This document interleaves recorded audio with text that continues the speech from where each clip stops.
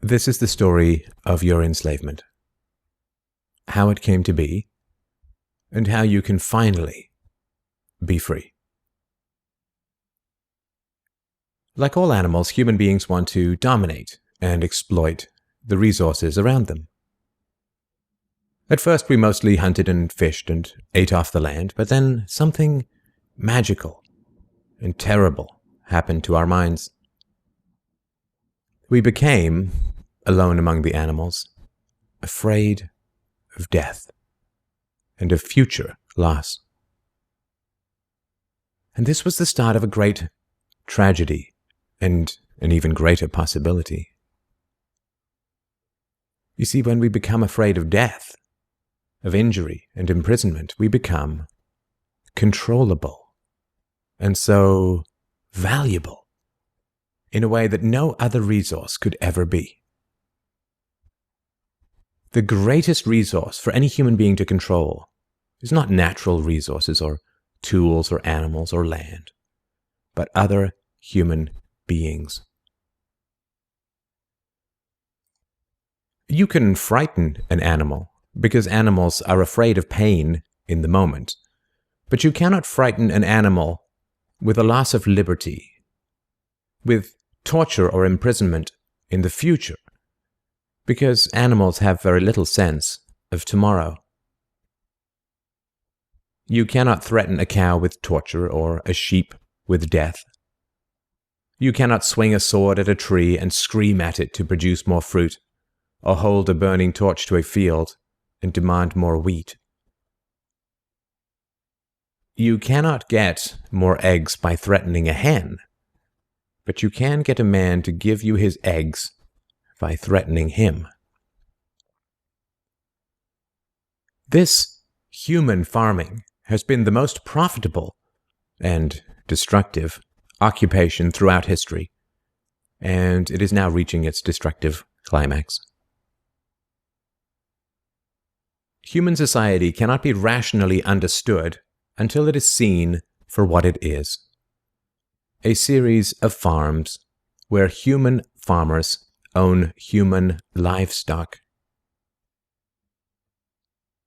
Some people get confused because governments provide healthcare and water and education and roads, and thus imagine that there is some benevolence at work.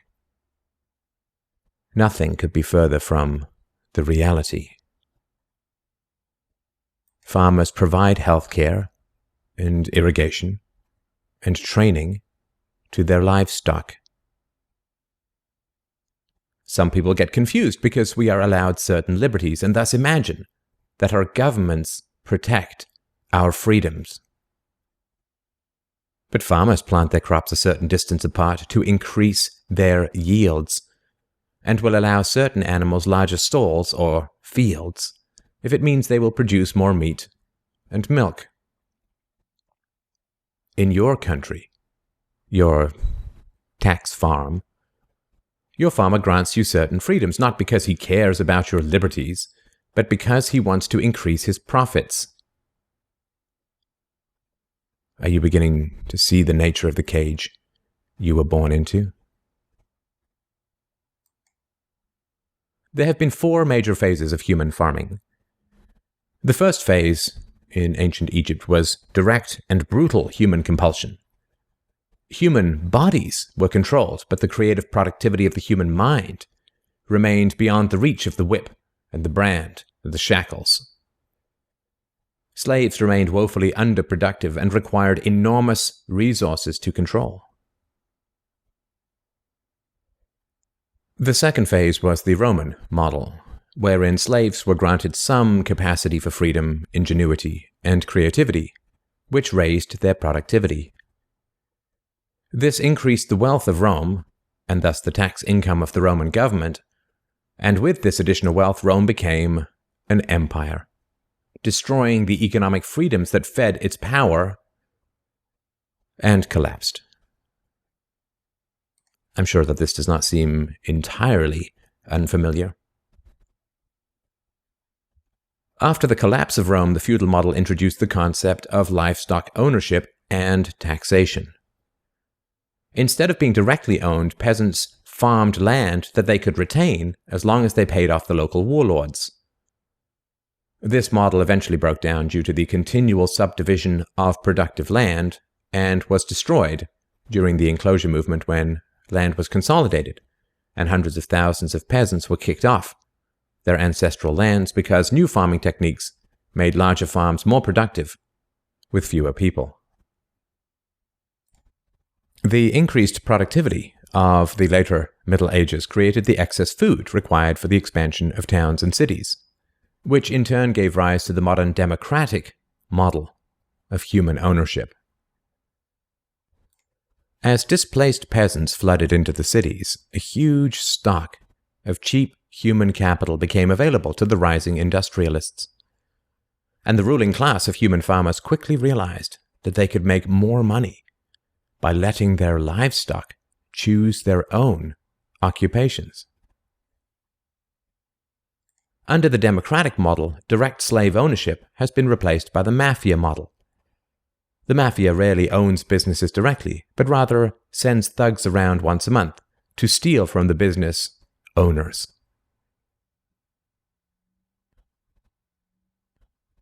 You are now allowed to choose your own occupation, which raises your productivity, and thus the taxes you can pay to your masters.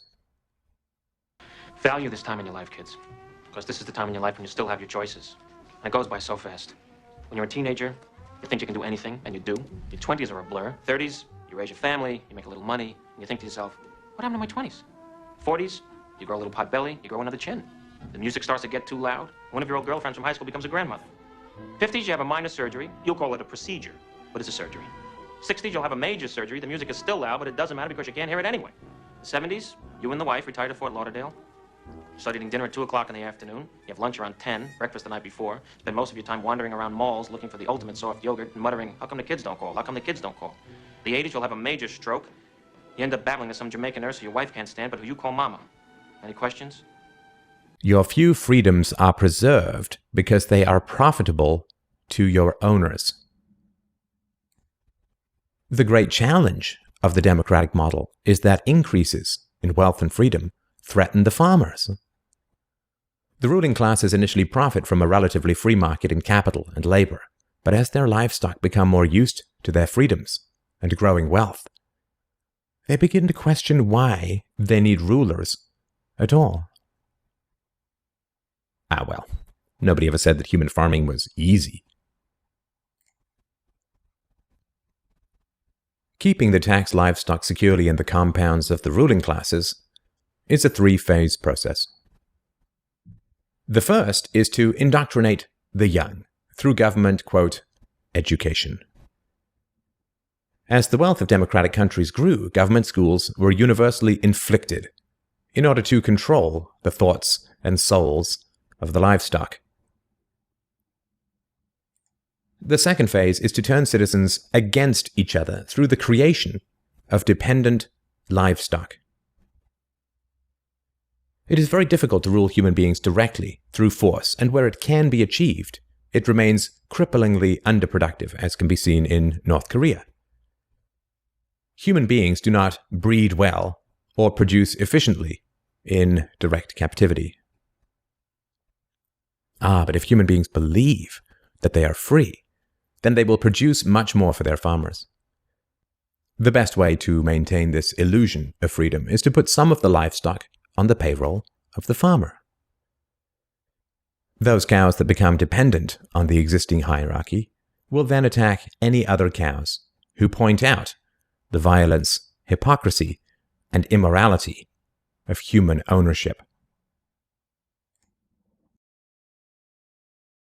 Officers positioned Grant face first on the floor with one officer near his head, a second near his back, and a third officer standing nearby. There appeared to be a brief struggle. Then, a 2-year veteran BART officer stands, draws his weapon, and fires.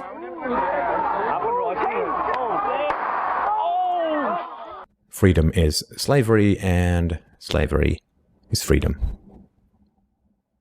If you can get the cows to attack each other whenever anybody brings up the reality of their situation, then you don't have to spend nearly as much controlling them directly. Those cows who become dependent upon the stolen largesse of the farmer will violently oppose any questioning of the virtue of human ownership, and the intellectual and artistic classes, always and forever dependent upon the farmers, will say to anyone who demands freedom from ownership, "You will harm your fellow cows." The livestock are thus kept enclosed by shifting the moral responsibility for the destructiveness of the violent system to those who demand real freedom. The third phase is to invent continual external threats so that the frightened livestock cling to the protection of the farmers. This system of human farming is now nearing its end. The terrible tragedies of modern Western economic systems has occurred not in spite of, but because of past economic freedoms. The massive increases in Western wealth throughout the 19th century resulted from economic freedoms. And it was this very increase in wealth that fed the size and power of the state. Whenever the livestock become exponentially more productive, you get a corresponding increase in the number of farmers and their dependents. The growth of the state is always proportional to the preceding economic freedoms. Economic freedoms create wealth, and the wealth attracts more thieves and political parasites, whose greed then destroys the economic freedoms. In other words, freedom metastasizes the cancer of the state. The government that starts off the smallest will always end up the largest. This is why there can be no viable and sustainable alternative to a truly free and peaceful society. A society without political rulers, without human ownership, without the violence of taxation and statism. To be truly free is both very easy and very hard. We avoid the horror of our enslavement because it is so painful to see it directly. We dance around the endless violence of our dying system because we fear the attacks of our fellow livestock. But we can only be kept in the cages we refuse to see. Wake up. To see the farm is to leave it.